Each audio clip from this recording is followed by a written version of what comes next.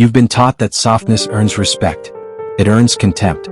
Every negotiation you entered with empathy, you left without power. They didn't misunderstand you, they used you. Chapter 1. The Illusion of Reciprocal Decency. You were raised on a lie. They told you that if you entered negotiations with good faith, others would mirror it. That respect is earned through reasonableness. That softness disarms hostility. That showing your belly invites protection, not evisceration. You believed it because everyone around you repeated it. Teachers, parents, managers, friends who had already been gutted by the same belief system but couldn't admit it. So you walked into rooms with openness. You made concessions early to build goodwill.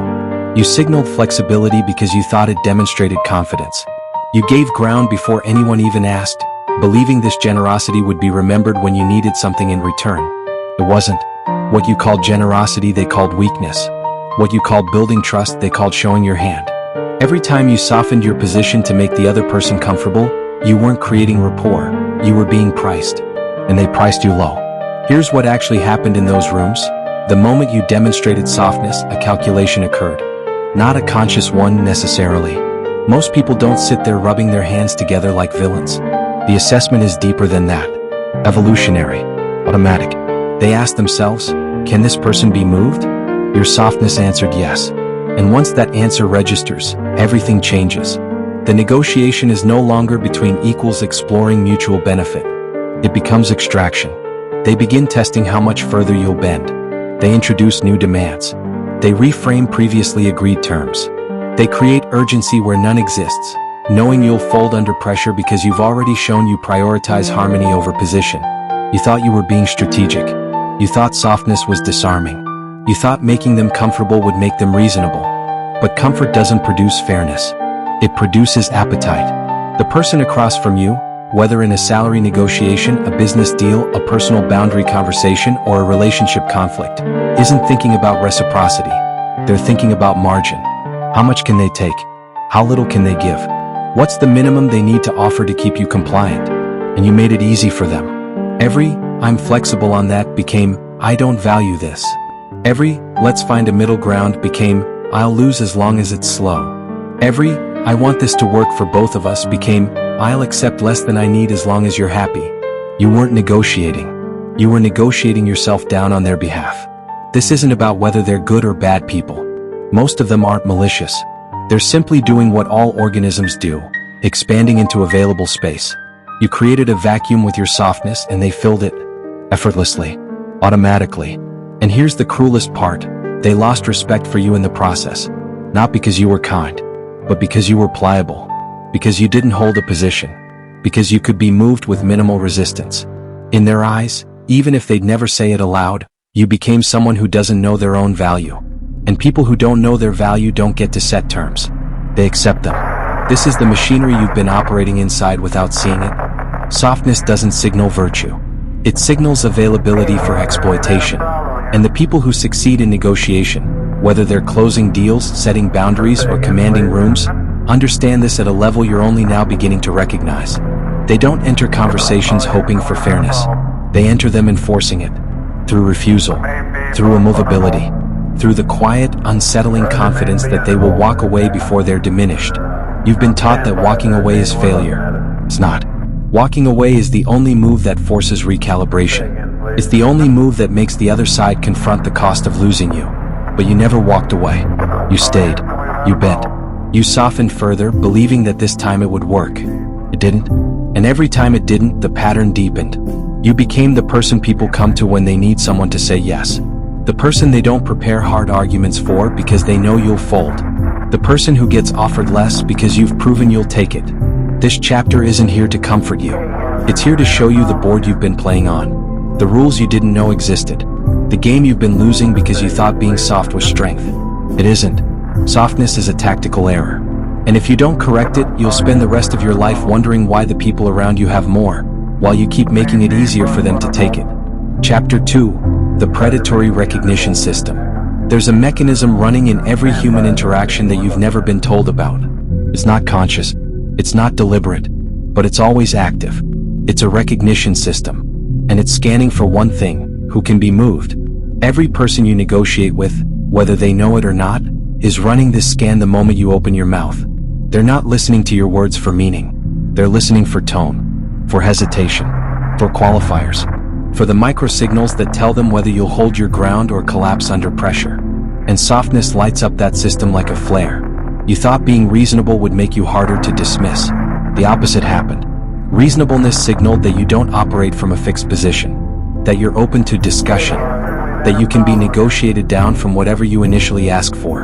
And once that signal is received, the interaction fundamentally changes. Here's how it works. When you enter a negotiation with softness, apologetic language, excessive flexibility, a willingness to meet in the middle before anyone's even pushed back, you trigger an ancient, subconscious response in the person across from you. Their brain registers you as non-threatening, not in a good way, in a "this person will not resist" way. It's the same recognition system predators use to select prey, not because people are evil, because biology doesn't waste energy on unnecessary conflict. If something can be taken without cost, it will be. If someone can be moved without resistance, they will be moved. You've been moved your entire life. And the cruelest part? The people doing it don't see themselves as predators. They see themselves as practical. They're not exploiting you, they're simply responding to the reality you're presenting. You bent so they leaned. You softened so they pressed. You signaled availability so they took. This is where most people get stuck. They think the problem is the other person's character. That if they just dealt with better people, their softness would be respected. No, the problem is the signal itself. Softness isn't perceived as kindness in negotiation. It's perceived as absence of threat. And when you're not a threat, you're not a priority. You're an afterthought, a resource to be managed, a cost to be minimized. Let's be precise about what this recognition system detects. First, linguistic weakness. Phrases like "I was hoping," "if it's not too much trouble," "I'm flexible on this," "whatever works for you." These aren't polite. They're positional surrenders. Each one tells the other person that your position is negotiable before negotiation has even started. They don't have to argue with you. They just have to wait. Second, tonal submission. The upward inflection at the end of statements. The apologetic laugh after making a request. The long pauses where you're clearly reconsidering whether you should even ask. All of this registers as uncertainty. And uncertainty is exploitable. Third, preemptive concession. You offer compromises before anyone asks for them. You lower your ask before they've countered. You create reasonable middle grounds that conveniently benefit them more than you. This doesn't make you collaborative. It makes you self-defeating. The recognition system picks up all of it, instantly, unconsciously. And here's what happens next. The person across from you recalibrates their strategy. They were prepared to negotiate hard. They had counterarguments ready. They expected resistance, but you gave them none. So they don't deploy the harder tactics. They don't need to. They simply apply gentle, sustained pressure, knowing you'll move.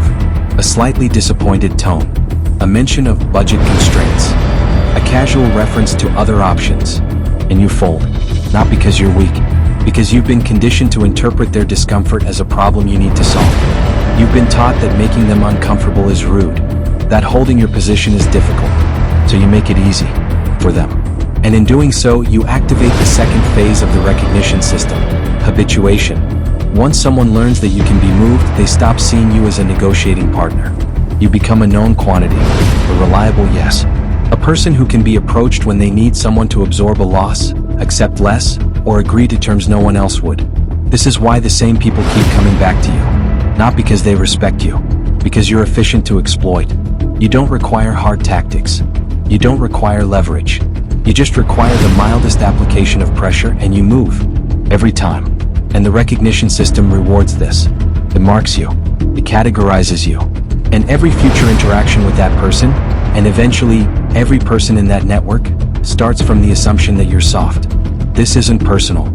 It's mechanical. You've been operating inside a system that selects for hardness and punishes softness.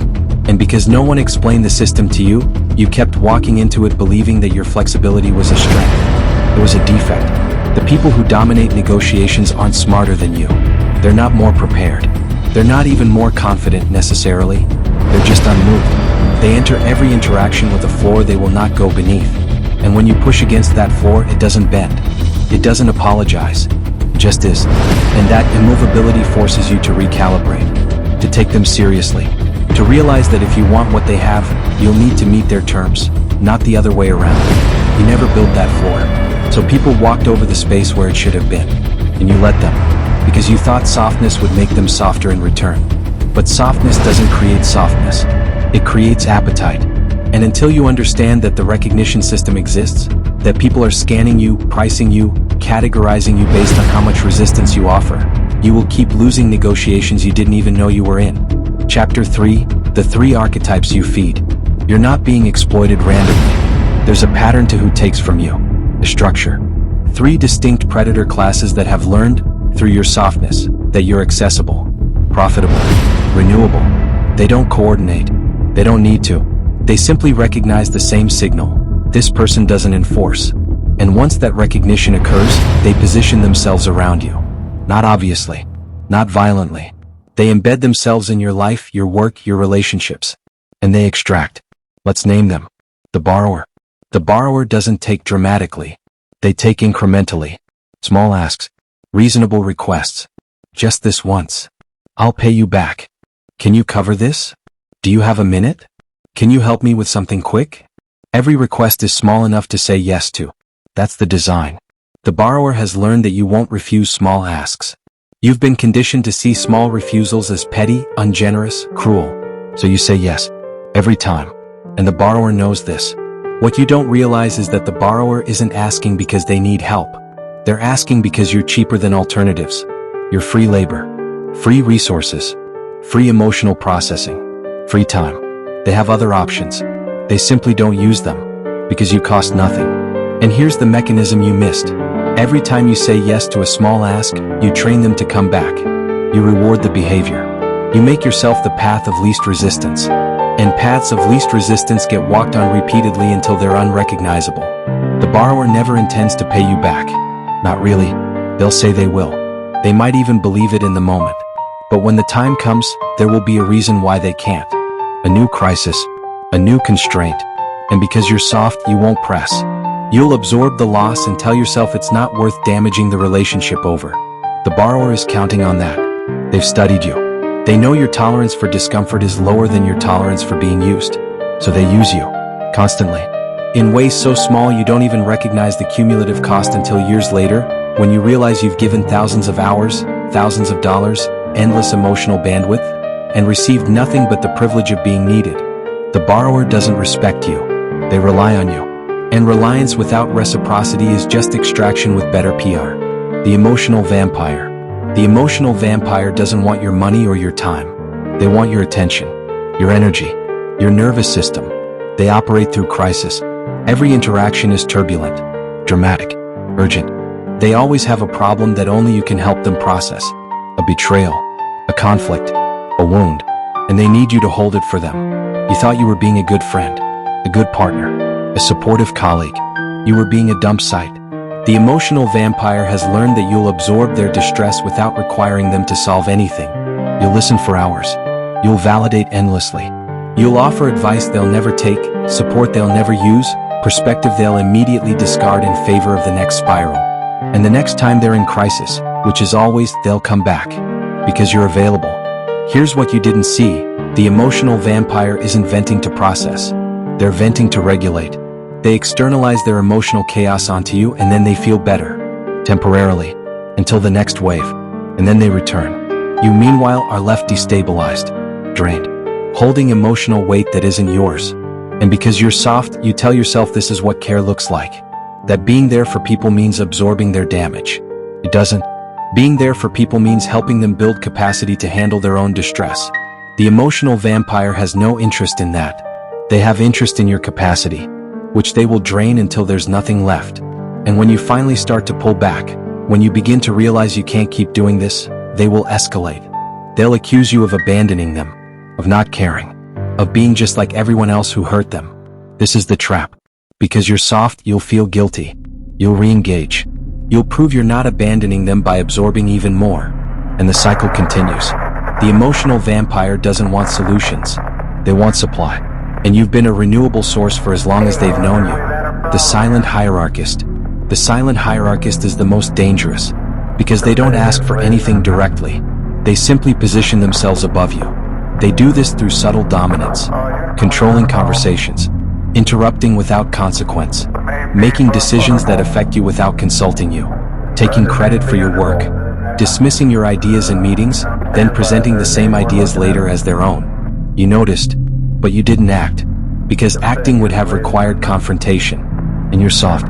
So you told yourself it wasn't worth it, that it was a misunderstanding, that they probably didn't mean it that way. They did. The silent hierarchist has identified you as someone who will not defend their position. And in any hierarchy, corporate, social, familial, people who don't defend their position lose it. This isn't about fairness. It's about territory. And the silent hierarchist is slowly annexing yours. Every time you let an interruption go unchallenged, you signal that your voice is interruptible. Every time you let your work get absorbed into someone else's narrative, you signal that your contribution is appropriable. Every time you smile through a dismissal, you signal that dismissing you carries no cost. And the silent hierarchist takes note. They don't respect you. They don't fear you. They've simply classified you as non-competitive. You're not a threat to their status. So they expand into your space, casually, comfortably. And because you never push back, they assume the space was never yours to begin with. The silent hierarchist doesn't need to destroy you. They just need you to not exist as competition. And your softness has made that effortless. The pattern. These three archetypes don't exist in isolation. Often, the same person cycles through all three modes depending on what they need from you. But the constant is this: they all feed on your inability to refuse. The borrower feeds on your inability to say no to small asks. The emotional vampire feeds on your inability to withdraw attention. The silent hierarchist feeds on your inability to enforce boundaries around your status and contributions. And all three have learned the same lesson: you will not stop them. You've been surrounded by these archetypes your entire life. In your family, your workplace, your friendships, your relationships. And every single one of them is there because you train them to be. Not maliciously, not intentionally, but through the consistent, reliable softness that told them, I will not resist. I will absorb. I will bend. And they believed you, because you've never given them a reason not to. Chapter 4, Historical Patterns. Softness as Extinction Event. Softness doesn't just lose negotiations. It removes you from the board entirely. This isn't theory. It's pattern. Recorded across centuries, across cultures, across every domain where power is contested. The soft don't just get exploited, they get erased. Not always violently. Often quietly. Through marginalization. Through irrelevance, through the slow, methodical process of being moved aside by those who refuse to yield. History doesn't remember the accommodators. It doesn't build monuments to the flexible. It doesn't write books about the people who made everyone comfortable. It remembers the immovable. And if you look closely at the pattern, at what actually happens to soft negotiators over time, you'll see something uncomfortable. Softness is a terminal condition. The diplomatic failures. Every failed peace negotiation follows the same structure. One side enters with genuine desire for resolution. They make concessions early to build trust. They signal flexibility to create momentum. They demonstrate reasonableness to show good faith. The other side takes notes. They watch what the soft side is willing to give before being asked. They measure the distance between initial position and first concession. They calculate exactly how much pressure produces how much movement, and then they apply that pressure. Systematically, until the soft side has negotiated themselves into a position worse than if they'd never entered talks at all. Chamberlain's appeasement wasn't kindness. It was softness mistaken for strategy. Every concession to Hitler was framed as preserving peace. Every territorial surrender was presented as avoiding conflict. But softness doesn't avoid conflict. It delays it. And when conflict finally comes, because it always does, the soft negotiator has already given away every defensive position they had. The pattern repeats in business, in labor negotiations, in territorial disputes, in divorce proceedings.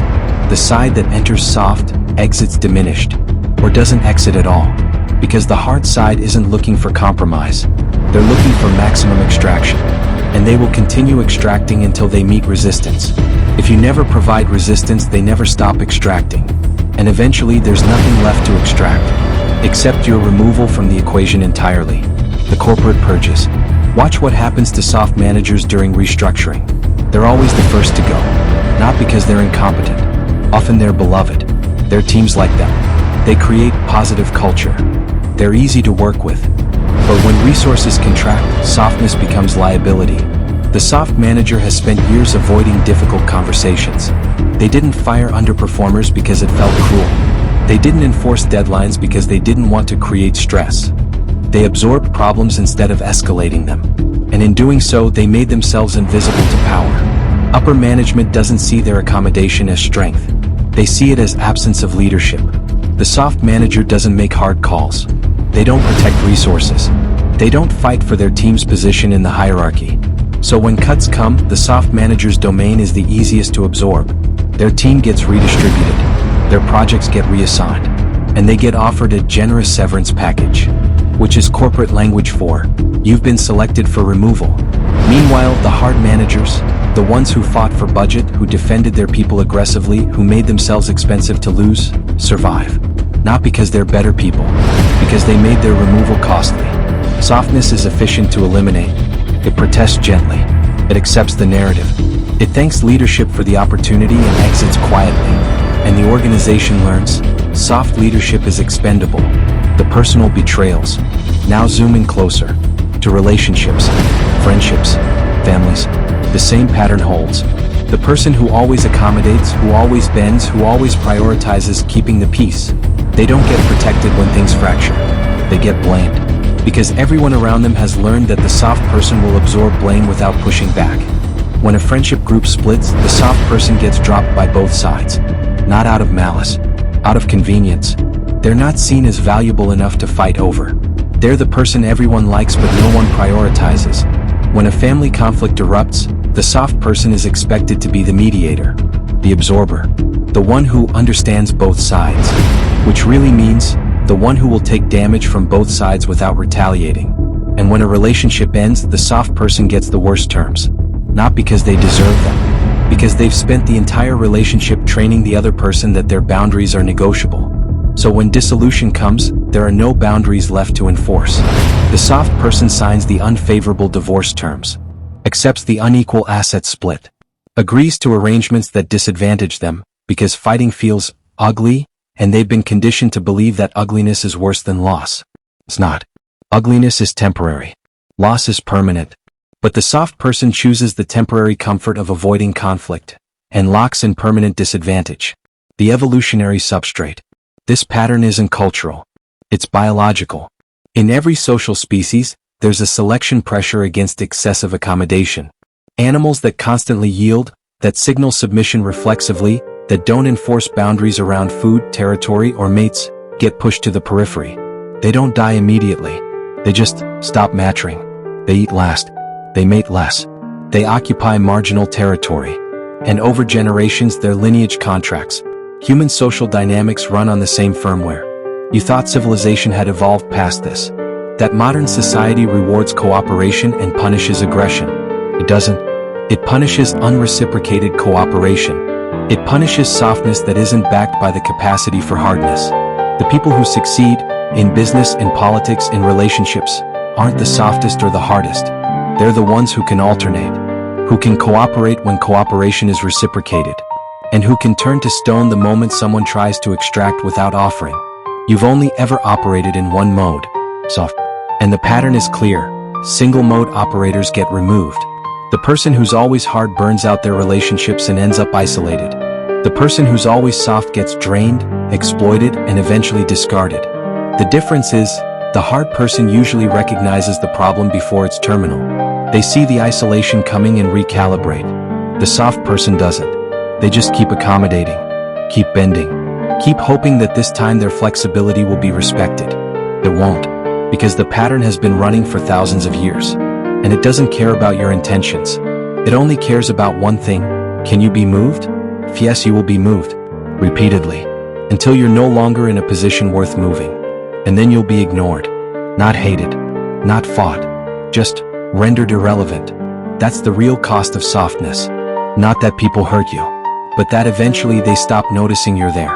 You become the person who exists to absorb, to accommodate, to make space for others. And when you're no longer useful for that function, you're simply not useful. This is what history shows. What corporate structures reveal. What personal betrayals confirm. Softness isn't punished with cruelty. It's punished with erasure.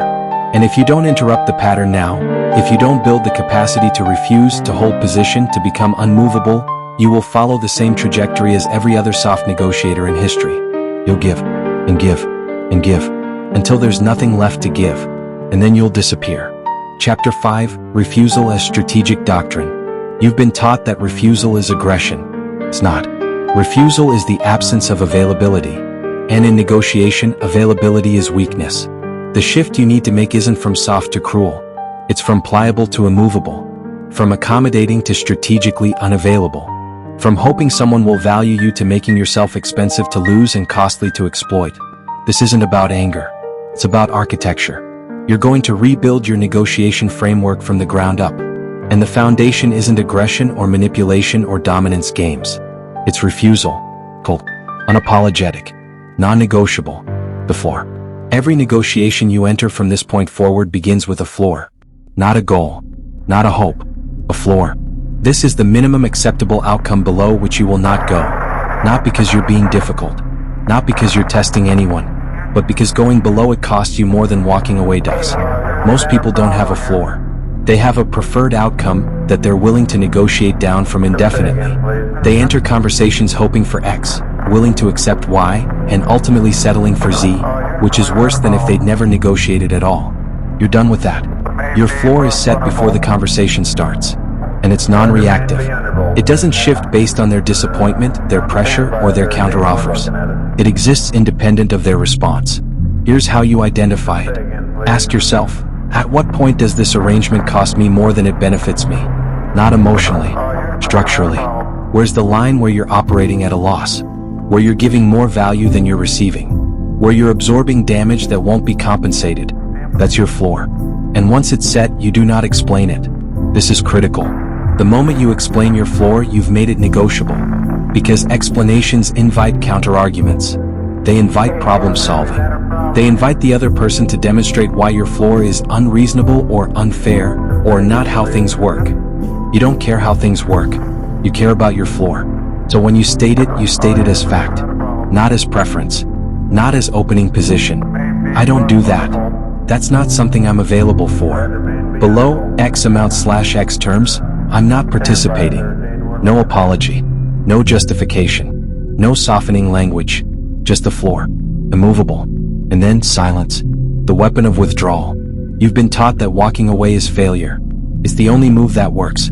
Because walking away does something negotiation never does.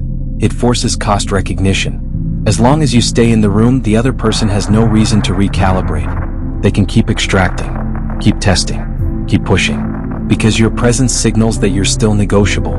But the moment you move toward the door, the entire frame shifts.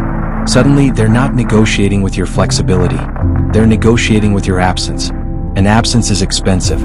Most people threaten to walk away but never do it. They use it as a bluff, as leverage. And when the other side calls the bluff and they stay anyway, they've just taught the other side that their threats are empty. You don't threaten. You just leave. Not dramatically. Not emotionally. You just stop participating. I don't think this is going to work. I'm going to step back from this. I'm not available for this arrangement. And then you actually withdraw. No negotiation about the withdrawal. No, let's talk about this. No lingering to see if they'll change their position. You just go. And here's what happens next. They recalibrate. Not always immediately. Sometimes they let you go, assuming you'll come back. And if you do, you've just confirmed you're still soft. Still movable. But if you actually stay gone, if you demonstrate that your withdrawal isn't a tactic, it's a boundary, they either meet your floor or they don't. And if they don't, you've lost nothing. Because any arrangement below your floor was a loss anyway. The identification of traps. You need to learn to recognize negotiation traps before you're in them. There are patterns, linguistic structures, behavioral cues. And once you see them, you'll realize you've been walking into the same traps for years. Trap 1, the urgency frame. We need to decide this now. This offer is only available today. If we don't resolve this immediately, consequence. This is manufactured pressure, and it's designed to make you bypass your floor. Your response? Then I'm out. Urgency that's real doesn't require announcement. Urgency that's tactical does. And the moment someone tries to force your decision timeline, they're trying to move you before you can think. Don't think faster. Refuse to play. Trap 2, the fairness appeal. That's not really fair. We're both making sacrifices here. I'm being reasonable, I need you to be reasonable too.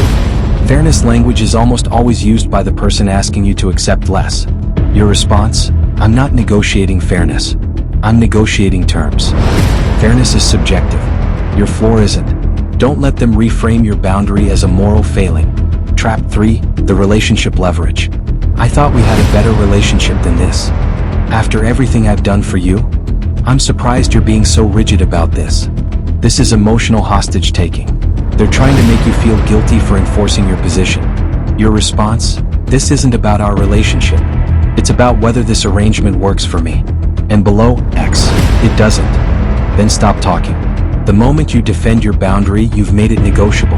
Just state it, and let them sit with it. The silence doctrine. Most people lose negotiations in the space between positions. They make their offer. The other side counters.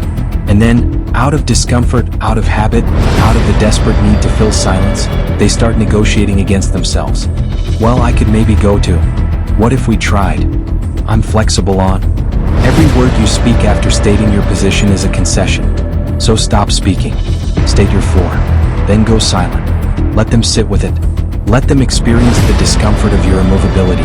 Let them be the ones to decide whether they'll meet it or walk away. Silence is unbearable for most people. They'll fill it. They'll rationalize. They'll problem solve. They'll move their position closer to yours just to resolve the tension. But only if you let the silence exist. The moment you fill it, you've given them relief. And relief removes pressure. Your job isn't to make them comfortable. Your job is to make your position unavoidable. And silence does that more effectively than any argument ever will. The cost projection. Here's the final tool. Make your refusal more expensive than your compliance. Not through threats. Through absence. Every time someone has exploited your softness, it's because exploiting you is cheap. No consequences. No cost. No loss of access. You need to make yourself expensive. This doesn't mean punishment. It means withdrawal of availability. When the borrower asks for another favor after failing to reciprocate the last one, you're not available. When the emotional vampire initiates another crisis dump, you're not available. When the silent hierarchist tries to absorb your work, you're not available for collaboration. Not forever. Not as revenge. Just not available. Until the cost-benefit recalibrates. Most of them won't notice at first. They'll assume you're busy, that you'll come back. And when you don't, they'll reach out. Is everything okay? This is where most people fold. They reassure. They soften. They explain. You don't. I've just been prioritizing differently. And then you stop talking. You're not punishing them. You're not angry. You've just removed yourself as a resource. And the ones who only valued you as a resource will fall away. The ones who valued you as a person will adjust their behavior. Either outcome is better than where you are now. The doctrine. Refusal isn't cruelty. It's boundary enforcement. And boundaries aren't mean. They're not harsh. They're not aggressive. They're just real. You have limits. You have floors. You have arrangements below which you will not function. And stating those limits clearly, coldly, without apology, that's not negotiation. That's architecture. You're building a structure around yourself that says, this far, no further. And the people who respect that structure get access to you. The people who don't. Not because you're withholding. Because you're no longer available for extraction. This is the shift. From soft to immovable. From accommodating to strategically unavailable. From hoping to be valued to making yourself costly to lose. You've spent your entire life making it easy for people to take from you. Now you're going to make it expensive. And the ones who can't afford you will filter themselves out.